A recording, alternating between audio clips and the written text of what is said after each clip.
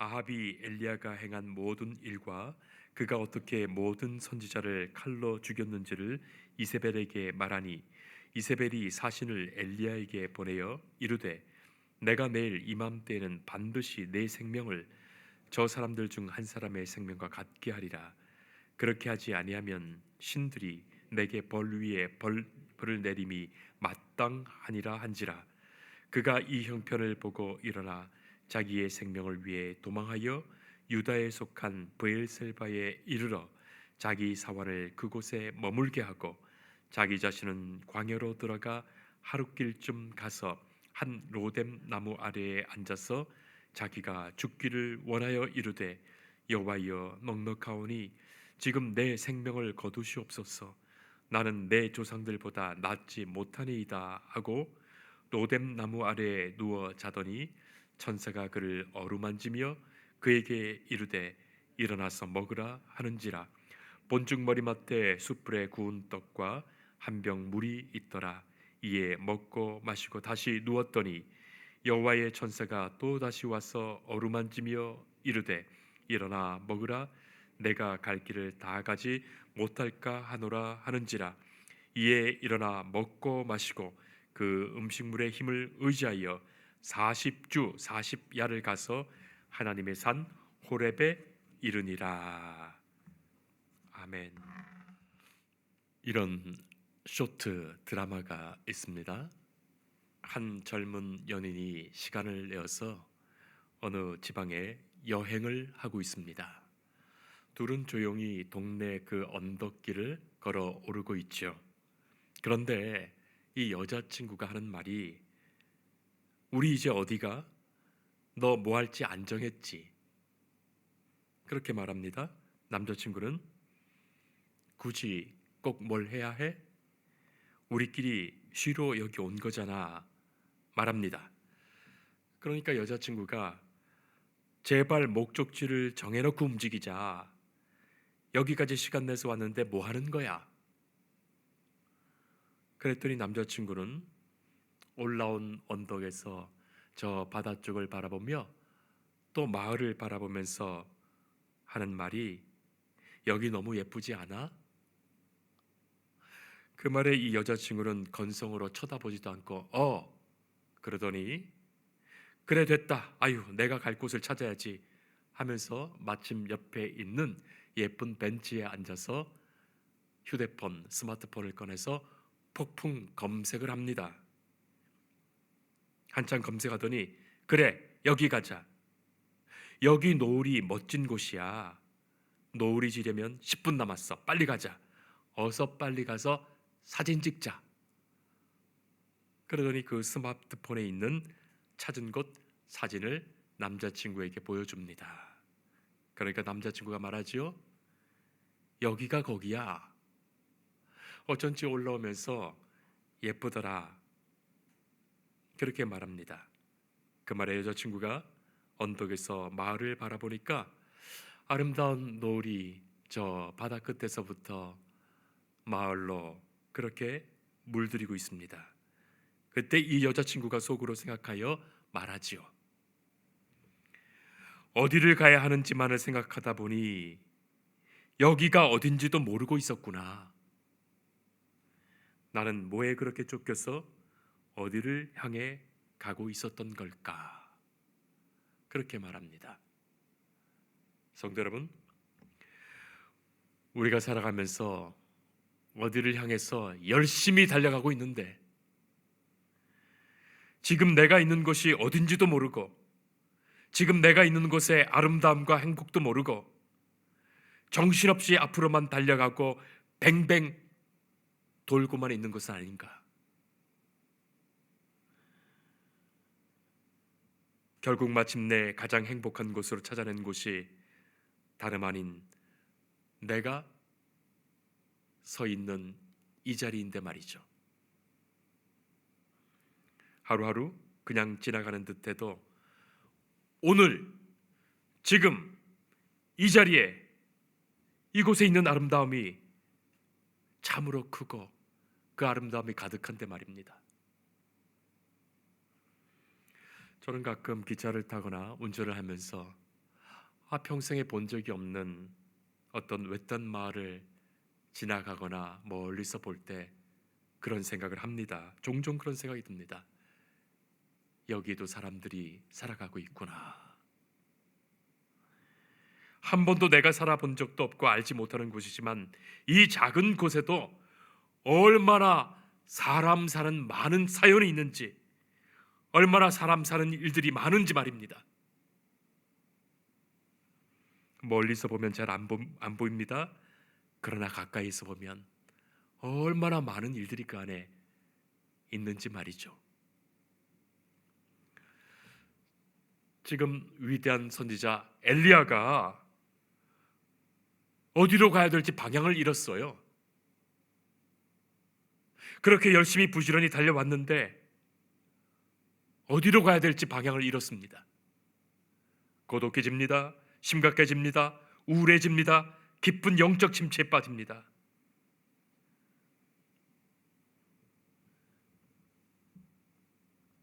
열심히 달려가다 보면 이것이 인생인가 싶죠? 그러다 멈추다 보면 이것은 인생이 아닌가 싶기도 합니다.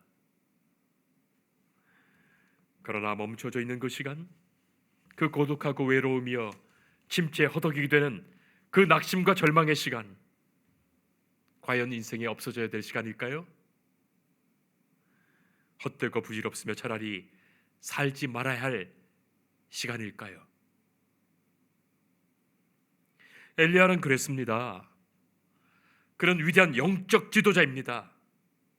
그런데 그가 스스로 좌절하여 낙심하여 심각한 우울증에, 이 영적 침체 속에 이렇게 사느니 차라리 죽는 게 낫겠다. 하나님께 말합니다. 지금 내 생명을 거두어 주세요. 나는 내 조상들보다 낫지 못합니다. 이미 죽었던 조상들, 이 땅에 없는 조상들보다, 이미 죽은 사람보다 내가 나은 게 무엇이 있겠습니까? 차라리 날 죽여주세요. 그렇게 하나님께 말하고 있는 거예요. 엘리야는 위대한 하나님의 종입니다.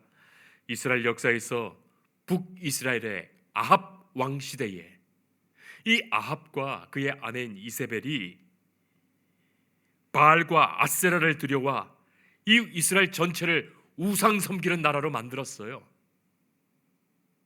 하나님을 섬기던 이 백성이 우상 섬기는 나라 되고 말았습니다. 하나님은 엘리야를 세우셔서 갈멜산에서 영적 대결하게 하셨습니다.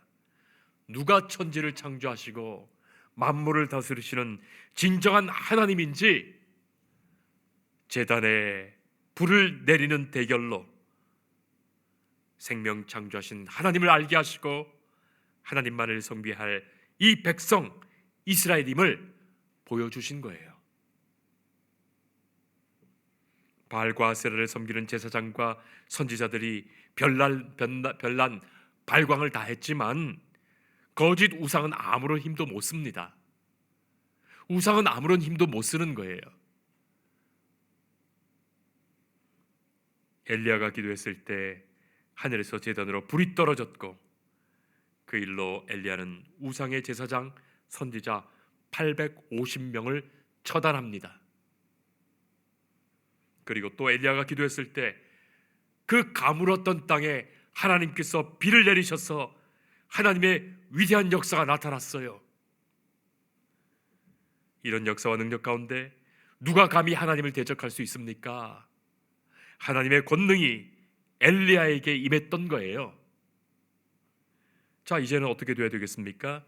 자, 엘리야가 이 거대한 영적 싸움에서 이겼으니 이제 당당히 아합 왕에게 나아가고 거짓된 신을 가져온 아합 왕의 아내인 이 이세벨과 왕궁의 세력들을 처단하는 것이 다음 순서 아니었겠습니까? 이제 왕궁에서 곧 기별이 올 것입니다. 그것을 엘리야는 기다립니다. 위대한 비전과 포부를 가지고 의기양양하게 다음 행보를 생각하고 있어요. 자, 그런데 오늘 말씀을 보니까 아합이 엘리야가 행한 모든 일과 그가 어떻게 모든 선지자를 칼로 죽였는지 아합 왕이 그의 아내인 이세벨에게 말합니다. 자, 이쯤 되면 이세벨이 빨리 회개하거나 잘못했다고 용서를 구하거나 아니면 꽁문을 빼고 도망가야 되는 것 아니겠습니까? 이세벨이 사신을 엘리야에게 보냅니다. 이 선지자에게 보내는 거예요. 그런데 엘리야에게 전한 소식은 완전히 의외였어요. 엘리야의 기대와는 완전히 다릅니다. 내가 내일 이맘때에는 반드시 너를 죽이겠다. 그것이에요. 죽음을 알리는 협박과 경고입니다. 그것이 이세벨이 전한 소식입니다. 너를 죽여야 나의 신이 나에게 벌을 내리지 않는다 말합니다. 그리고 이 왕궁에 대대적인 군사를 풀어서 엘리야를 죽이러 쳐들어올 거예요. 자, 이렇게 되었으니 엘리야가 얼마나 많은 실망이었겠습니까? 엘리야의 실망은 두 가지입니다. 첫째는 아합과 이세벨에 대해서 실망했습니다. 어떻게 저 위대한 하나님의 역사 앞에서 악인들이 조금도 변하지 않았을까? 성도 여러분, 우리는 하나님께서 어떤 기적과 능력과 역사를 보여주시면 악인들이 그것 보고 벌벌벌 떨면서 회개하고 돌아오고 무릎 꿇고 악에서 돌이켜 하나님의 의로 돌아올 것으로 생각하는데 현실은 결코 그렇지 않습니다. 그렇지 않아요, 성도 여러분. 출애굽 당시의 바로를 생각해 보세요. 죽을 때까지 더 완악해집니다. 악인이 돌아오고 구원받는 일, 그렇게 어려운 일이에요. 두 번째, 엘리야는 하나님께 섭섭했어요. 이쯤 되면 하나님께서 이렇게 하셔야 되는데 하는 그런 인간적인 기대가 있었던 거예요. 하나님이 이세벨에게 당장 불을 내리시고 처단하시고 살아계신 하나님의 역사를 보여주시면 좋을 텐데 왜 나를 다시 이렇게 곤고하게 하시는지, 나를 왜 이렇게 초라하게 하시는지 말입니다. 이세벨이 군대를 풀어서 자기를 죽이러 온다는 그 소식을 전해 듣고 지금 엘리야가 왜 기도하지 않았겠습니까? 아마 기도했을 거예요. 그러나 하나님은 침묵하십니다. 아무런 응답이 없었습니다. 하나님은 외면하시듯 아무런 말씀이 없는 거예요.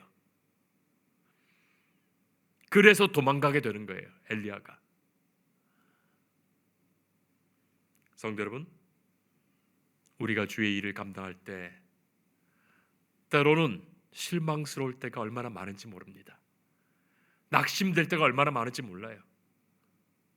열심히 감당하고 기도하고 주의 도우심과 은혜 가운데 무엇인가 되는가 했는데 그 기대와 뜻이 무너지는 듯 보이는 결과의 말이죠.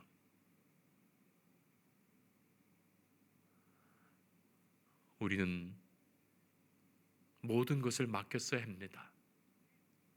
시작도, 과정도, 결과도 말이죠. 예수님을 보세요.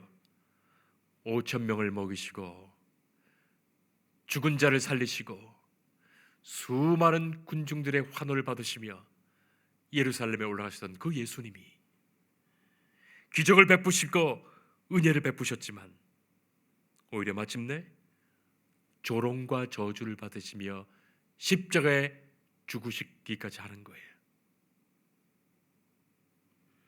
자, 이런 상황에서 엘리야는 도망가게 됩니다. 이스라엘 땅을 벗어나서 유다에 속한 브엘셀바까지 도망갑니다. 사활을 내려두고 자신은 광야 하룻길 정도까지 더 깊이 도망가게 됩니다. 도망가는 자신이 얼마나 초라했을까요?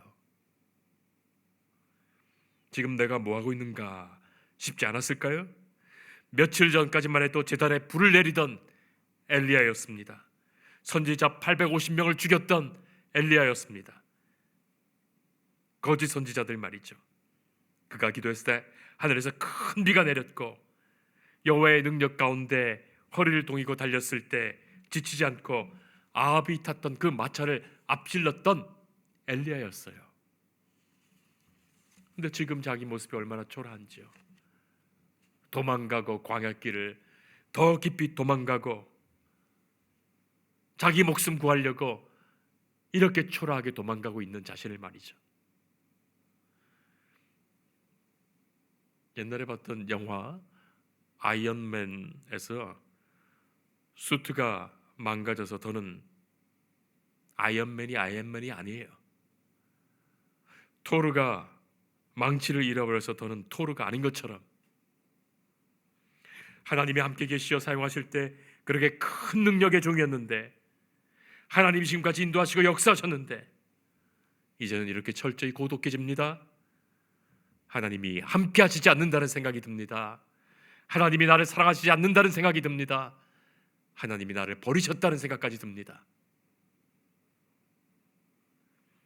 엘리야가 얼마나 낙담을 했는지, 내 생명을 거두시옵소서. 더는 살고 싶지 않습니다. 죽고 싶습니다. 허탈감, 무력감, 자기 무너짐이 거기 있었던 거예요. 성도 여러분, 신약 성경을 보면 사도 바울도 그런 때가 있었어요.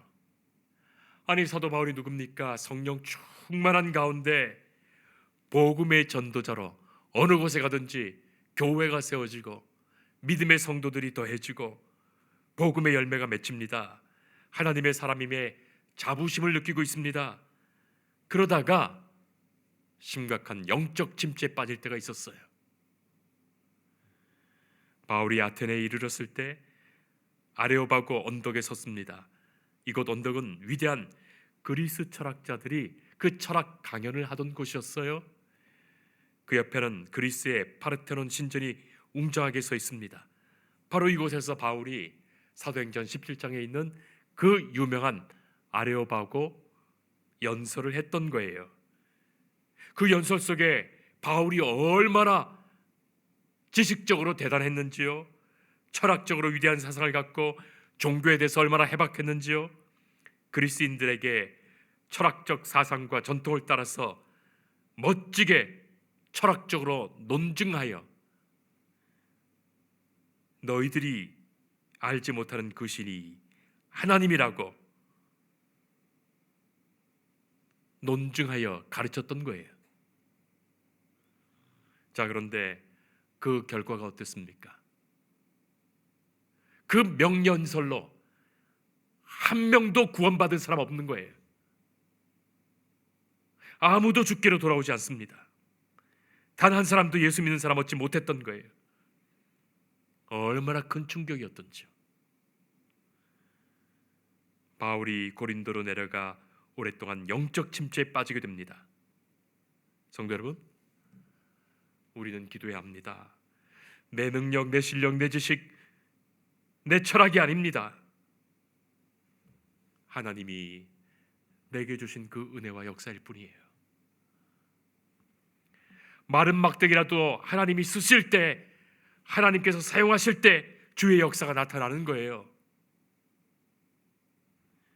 우리가 얼마나 연약하고 미련하고 믿음 없는 존재인지요, 다만 주께서 나를 사용하시고 주의 일 감당하게 하시고 주의 일 행하게 하셨고 사용하심에 감사할 뿐이고, 다만 무익한 종일 뿐입니다. 감사하는 것, 그것이 그리스도인의 고백입니다. 내게 주신 은혜가 얼마나 큰지요? 오직 주의 긍휼을 구합니다. 주님, 오직 불쌍히 여기셔서 내 삶을 인도하여 주옵소서. 그것뿐이에요. 그것이 예수님께서 가르쳐 주신 겁니다. 그것이 우리의 기도여야 합니다. 성도 여러분, 어떠한 인간적인 욕망이나 인간적인 기대도 다 내려놓게 하시고 오직 주님의 역사만이 내 안에, 우리 안에 있게 하옵소서. 그것입니다. 하나님의 상에서 떨어진 땅바닥에 버려진 그 부스러기일지라도 내게는 가장 크고 소중한 은혜입니다. 바로 그 고백이죠.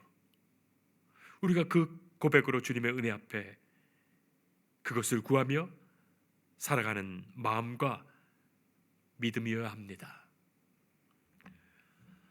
자, 말씀을 보면 하나님은 이 엘리야를 결코 버리지 않으십니다.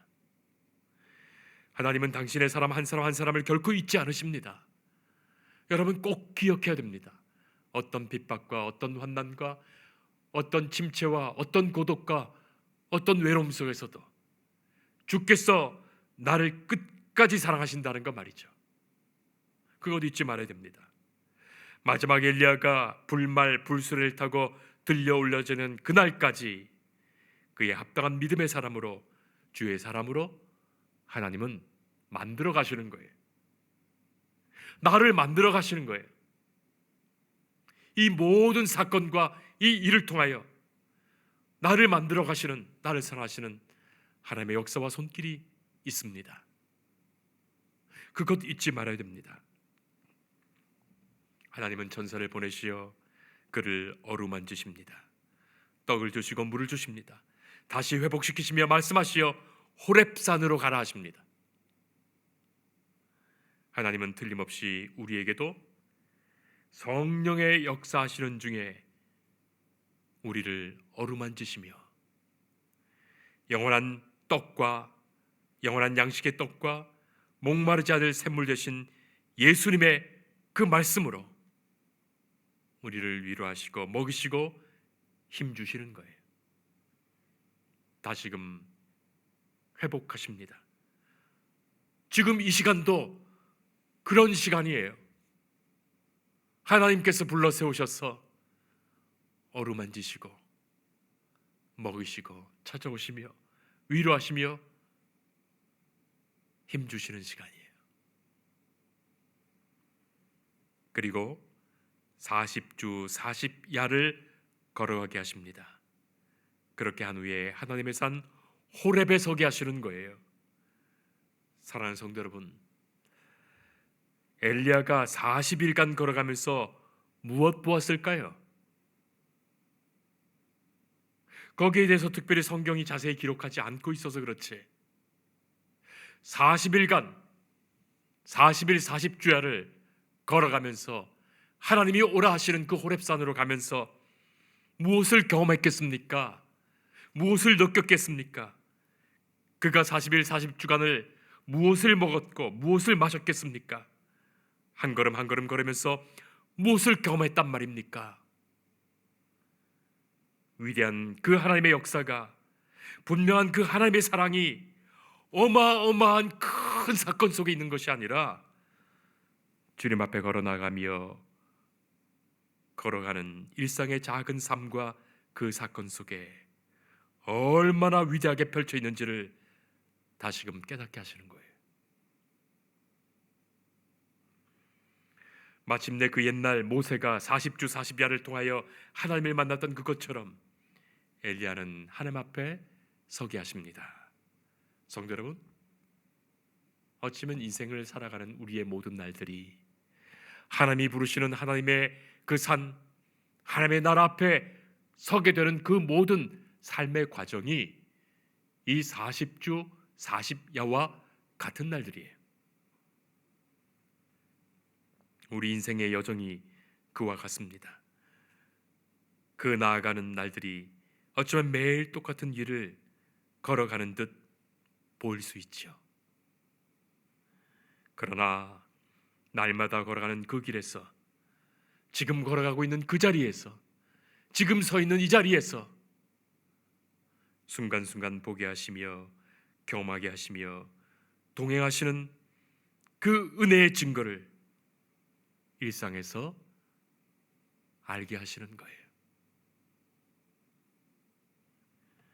그 은혜는 한 걸음 한 걸음 걸어서만 느낄 수 있고 알 수 있는 것입니다. 바로 그 길을 오늘도 우리가 걸어가고 있는 거예요. 다시는 돌아오지 않을 내게 주신 오늘이라는 이 은혜의 시간들과 순간들 말이죠. 이미 내게 주신 은혜도 참으로 큽니다.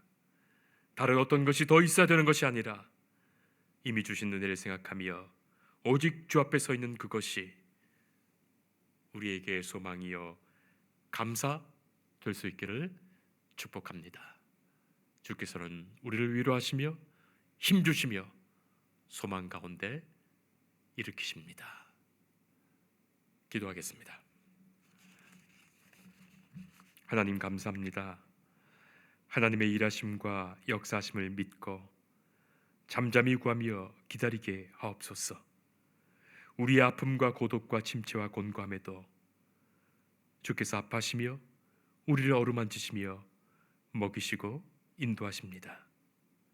우리의 인생 여정을 살아갈 때 평범한 일상에 가득 임하신 주의 그 기적과 은혜를 경험하며 굳건한 믿음으로 새로운 감격으로 나아가 주를 보게 하옵소서.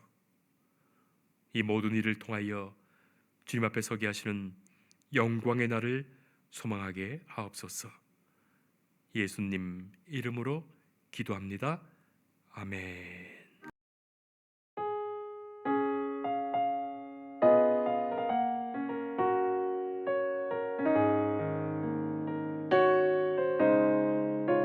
주 예수